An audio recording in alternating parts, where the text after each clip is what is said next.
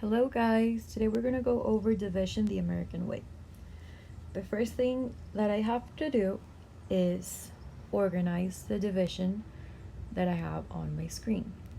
My numbers look kind of wonky, it's because I'm doing this on my iPad and it's a little bit difficult to write it down. But anyway, the first step is to grab this number right here.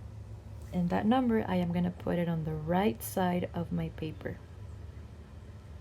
Like this. After I grab that number, I am going to grab the second number, which is 4, and I am going to put it on the left side of my paper. And then I am going to make a line like this, always to the right, always.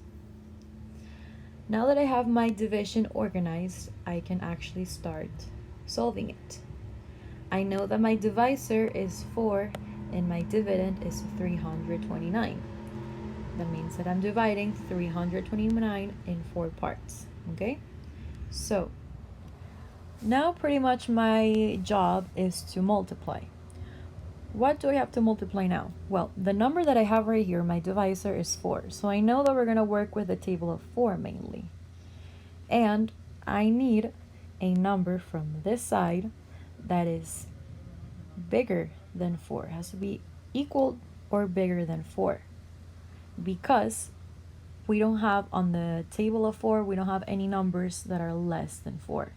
Okay, we have 4 times 1, which is 4, and then that's it. That's like the least number that we have. So we know that we cannot grab 3 because you cannot multiply anything by 4, then it's going to give me 3. So instead, I am grabbing 32. Now, I need to find a number from the table of 4 that gives me 32. And if you remember, we know that 8 times 4 is 32.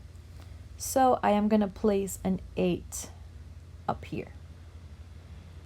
And I do 8 times 4. And I put the result from that multiplication underneath the 32. And now I have to subtract. This gives me 0. And that's the first step, okay? Now, I have to grab this number 9 that is still pending. And I'm going to put it down here next to the zeros. And I do the same thing. I need to find a number multiplied by 4 that is going to give me 9. I think the closest one would be times 2, because 4 times 2, we know that it's 8. So we put an 8 below, and we subtract. And we get a number 1 here. I don't know if I can fit it. There we go. So now, that's basically all I have to do. That's my ending result. This right here is called my quotient, and this right here is my remainder. Okay, we're gonna do another one so we can practice more. Okay, now I follow the same steps. I have 325 divided by 7. First, I grab this number and I put it on my right side. Wait, let me put it a little bit above. I have 325, and then this 7, since it's going to be my divisor, it's going to be on the left. And I do my line. Now, I am working with the table of 7, since 7 is my divisor. And I look at my dividend. I need a number from the dividend that it's equal or bigger than 7. I know that I cannot grab 3 because 3 is too little, so I can grab 32, since 32 is bigger than 3. I don't need to grab 325 because that's too big. I just need 32 for now. And now I look at the table of 7 and I find a number that gives me 32 or less. If I do 7 times 5, I am going to get 35. But 35 is bigger than 32. So when I'm going to go subtract, I won't be able to, because now this 2 has to ask 3, has to borrow from 3, and that number, like, you cannot solve it. So I know that 7 times 5 cannot be. But 7 times 4 gives me 28. And since 28 is less than 32, I will be able to put it. So I put a 4 above on my quotient. And I do 7 times 4, and that gives me 28. So I put a 28 below the 32, and now I am able to subtract. I have a 4 right here, and then since this 3 became a 2, I am only going to put a 0. When I finish doing that, I grab my 5, and I put it right here, right next to the 4. And now my number is 45. So I need to find a number that is multiplied by 7 that is going to give me 45 or less. Now, 7 times 5 is 35. But it's a little too small, so I can get a greater number. If I do 7 times 6, I get 42. So it's a little bit closer to 45, so that would be the correct answer.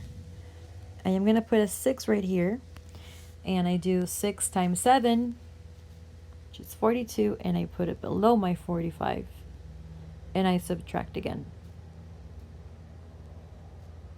And now I have my quotient, and I have my remainder, okay? Sometimes you can get a remainder that is equal to 0.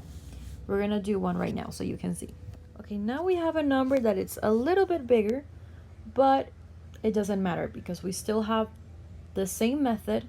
It's still as easy as before, just going to be a little bit longer, but not too much. So I do the same thing again. I grab my dividend, I put it on my right,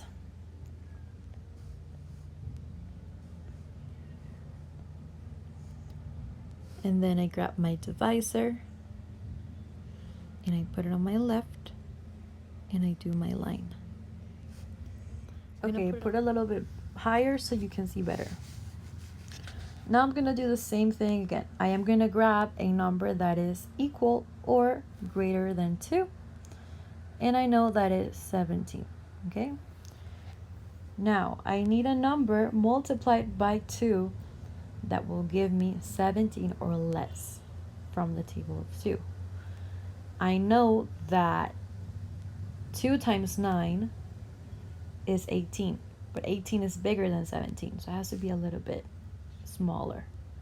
So I can do 8 times 2, which is 16. So I am going to put the result below the 17, and then I subtract. Now, step 2, I grab the next number, which is 2. I put it below, and now I have 12. I need to find a number that when I multiply by 2, I get 12. And I know that 6 times 2 equals 12. So I put a 6 on my quotient, and I put the result below my 12. And I get a 0. Then I grab my other number that I have, which is 4, and I put it right next to the zeros. Now my new number is 4. I need to find a number multiplied by 2 that's going to give me 4. And I know that 2 times 2 is 4, so I put a number 2 right here. And I'm going to put the result right here. And I have that my remainder is 0. So sometimes you're going to have remainder, sometimes you won't. And it doesn't matter how many numbers you have on your dividend, it's always going to be the same method. Every single time that you grab a new number, you're going to have to do the same thing. You multiply, you find a number on the table of whatever you're dividing that it's going to give you that number. And then you just subtract, okay? Then we're going to see what happens when I have 2 digits here. But for now, you only need to know how to do it with one digit. Thank you so much for listening. If you have any questions, you can write me on my email. You can send me videos of you doing it if you don't understand.